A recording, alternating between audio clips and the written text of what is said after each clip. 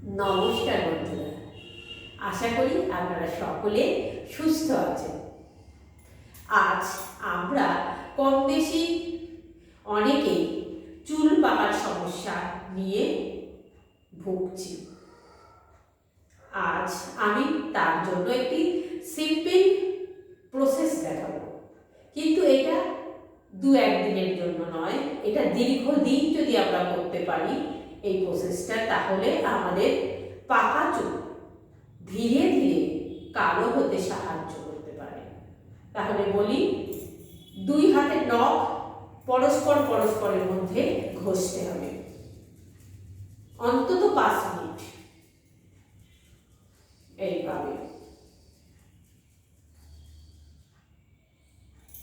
দিনে 3 বার 5 minute 5 minute 5 minute আমাদের এই প্রক্রিয়াটি চালিয়ে যেতে হবে। তবে এটা দু একদিনের করলে হবে না, বেশ অনেকটা দিন ধরে যদি আমরা এই প্রসেসটা করে যেতে পারি, তাহলে আমরা কিন্তু এই পাকা চুলের সমস্যা থেকে অনেকটাই মুক্তি পাব। তাহলে আপনারা চেষ্টা করে দেখতে পারেন। নমস্কার।